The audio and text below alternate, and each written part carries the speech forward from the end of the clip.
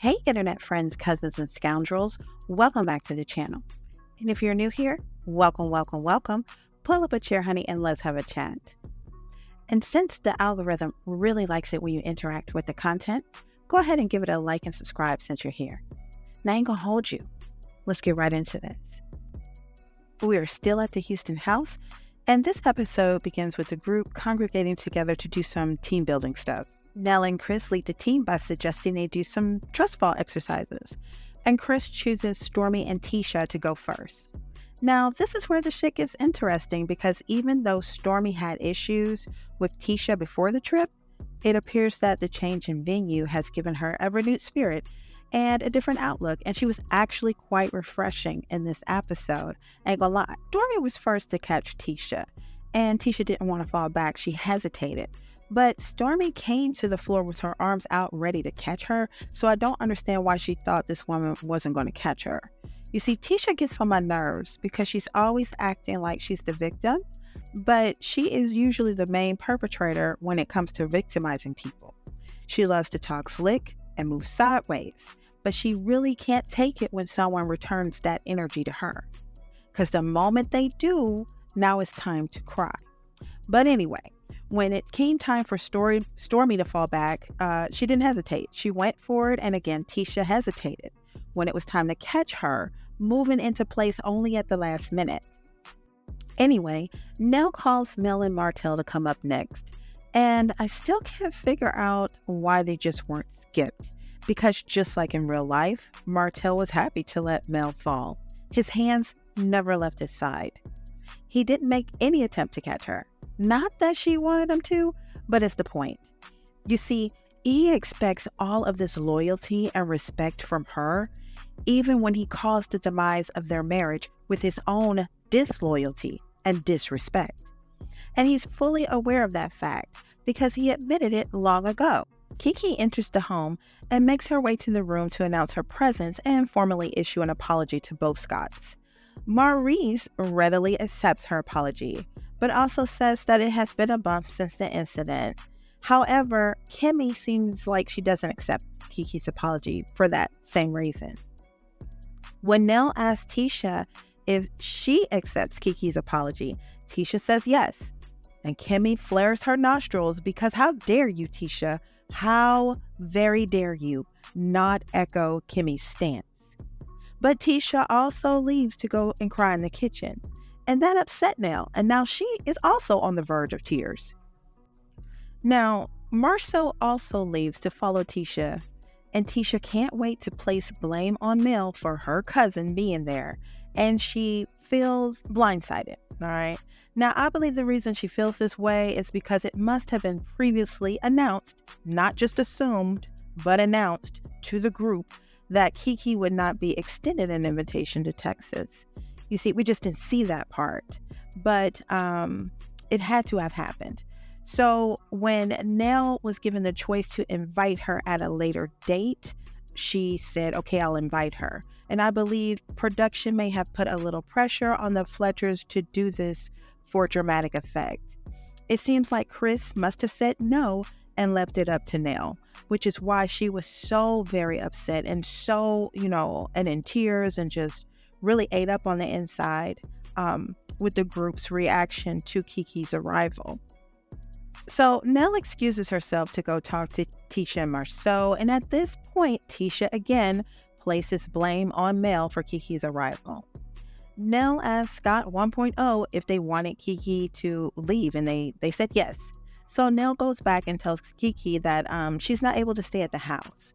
Stormy pipes up and says, so what? She can stay with us. And as far as Stormy is concerned, the matter is solved. Marceau tells Mel that he was disappointed that she would invite Kiki and not tell them. And Mel again advises that she didn't know Kiki was coming. Now, for some reason, this triggers Martell, and he gets in Marceau's face about why he never questions Mel about what she's done to him. Somehow this shit is about Martell.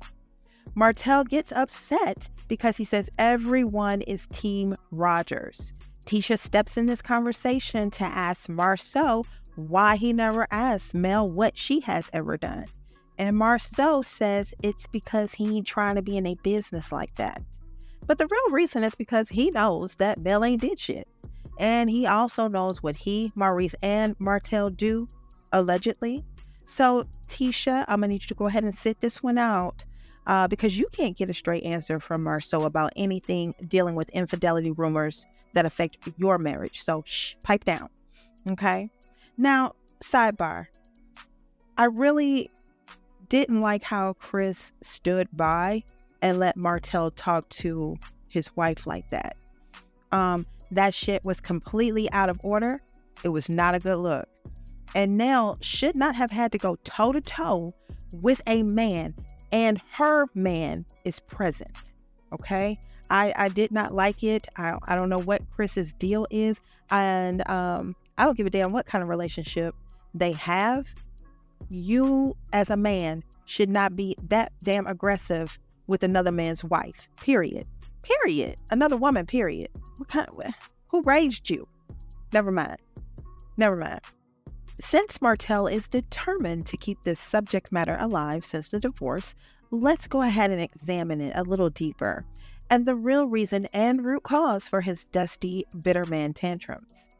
I fully believe Mel when she says she did not cheat on Martel. You see, Mel found out that he had been cheating for 2 years and moved out of their marital home into an apartment because to her, their marriage was over. She was done. During the time of separation, she said she spoke with attorneys and was making arrangements to have a life without him. Okay? I also choose to believe that as well. Were they divorced on paper? No. But Martel was moving like a single man in the 2 years that he was sleeping with Coleslaw before Mel found out. Martel was having raw sex with this woman and getting her pregnant. Coleslaw went on record to say that there were multiple pregnancies. He was taking trips with her. He allegedly leased her a car. For all intents and purposes, Martel was single, okay? Mel was the only one in the marriage during that time. So Martel can really miss us with this bullshit. For whatever reason, they reconciled, and they appeared in our living rooms in 2019. I believe Martel started back cheating because he had what he assumed was the cover of the show. Basically, he believed that even though Mel was being made a fool of on a local level, she would not disclose his infidelity on the show. He was hoping that she would be too embarrassed to let it be known and suffer in silence, and ultimately fake it for the cameras while they portrayed a happy marriage and family. But he was wrong. But she took him back again, right? So why the switch up, right? Well, it's because the only reason he initially admitted to being at fault, and we saw him going to counseling and stuff all those years ago, was to get Mel back. I need to look more at myself opposed to pointing fingers at my wife, saying she's the blame for this, the blame for that, when it's actually me. Once you come in tune with the person that you are, everything else will fall in place. Now, don't get me wrong. He knows full well that he is and was the reason for the breakdown of the marriage. But he knew he had to say it out loud in order to have a chance to redeem his marriage. You see, he humiliated Mel on such a grand scale that he had to humble himself in the same manner in order to even be reconsidered for reconciliation. And it worked. During Mel's pregnancy with Sugar Mama, Mel and Martel were a united front. They were excited about the arrival of their newest addition, and Mel felt good about their renewed union. They were a family again. She had forgiven him. Now, us viewers were another story, but we were willing to stand back and stand by. You see, Mel had given birth and was resting at home, but Martel, like the other men on this reality show, is hella disrespectful and selfish. As with any childbirth, a woman's body requires 6 weeks to heal. Giving birth is a traumatic experience for your body, and that means a woman should refrain from having intercourse for at least 6 weeks, as recommended by most doctors.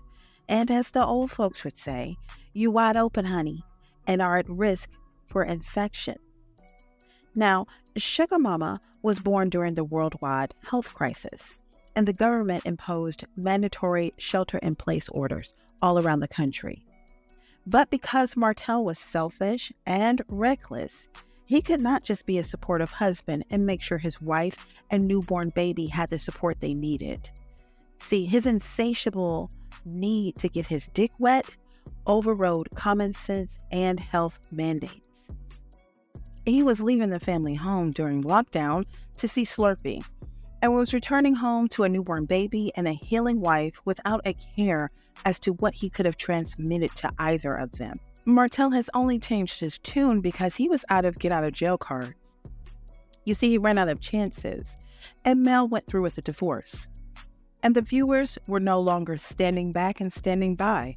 They ate that ass up. I'm talking about foot on neck, pedal to the metal, non-stop roasting. The divorce cost him the covering of Mel's protection. She protected his image. Before the divorce, we never knew Martell didn't have his builder's license. We didn't know he couldn't pass an open book test. We didn't know that all of their entrepreneurial ideas and streams of income were solely the brainchild of Mel.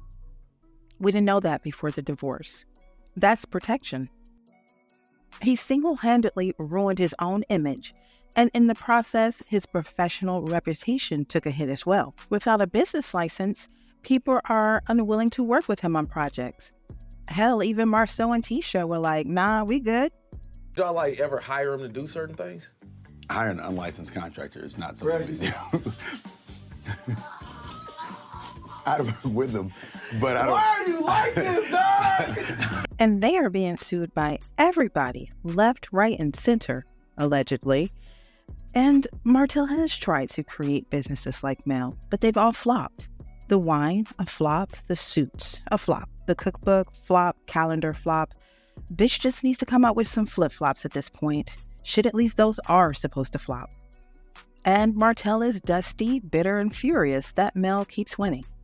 She's a media darling, and her fan base is notoriously supportive and protective of her. Something that he was not. The Mellometers don't play about Mel. Everybody can get it. Not only that, they will spend a cute coin on anything she drops in her collections, quickly buying out her products in a flash. Martell is furious that Mel has come out on the other side intact because he is still very much a broken man. And that is the reason why he has been on this crusade to damage her image, using fake friends to attack her, to even trying to get Slaw to release that revenge pee. He is also mad that the Scott men will not side with him on this issue because he knows that if he can get the men to attack Mel's character, their wives are not too far behind, ready to co-sign. But Maurice and Marceau have refused to join forces with Martell in his accusation of Mel cheating, which has infuriated Martell even further, and is also the reason for him saying that everybody is Team Rogers. Oh, but Kimmy has entered the chat, and this masculina never disappoints.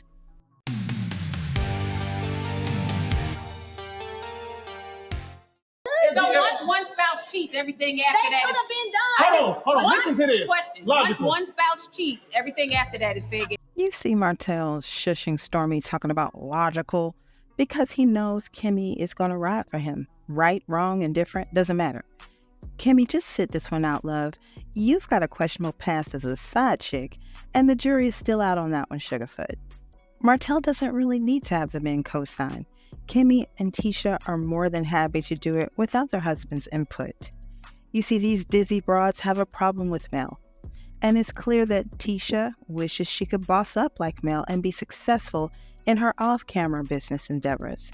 And although Kimmy doesn't have any additional things going on outside of the show, at least that we know of, I think Kimmy is jealous of Mel's popularity and fan base. These two goofy chicks have been biting at Mel since season 1. Kimmy used to be more covert with her slick remarks, but now she's more out with it, speaking for the men and generally acting like a sniper from the side in her attacks. These two goofies have always protected Martell, even when he was obviously wrong. Like the time when the group went to Vegas and Martell showed his ass there too, kind of like he's doing here in Houston. But as I was saying, he was being extremely aggressive and disrespectful to Mel, and no one stepped in. But when she decided to give him just a little taste of what he had been giving her since she touched down, here comes the goof troop to the rescue. I ain't making it up. These chicks have a pattern. Mel, do you think you should play the video in front of him because he's upset? Let me see this. Why do I have to see the care about video. how do I have to like just for right this moment? Don't play it in front of him. Just this moment. Hold on, excuse me. So, why are y'all so concerned about his feelings being upset? No, You are. Just fucking gross. Ugh. Well, anyway, good luck with your crusade, Myrtle. You are only making yourself look worse in the process. Well, what do you guys think?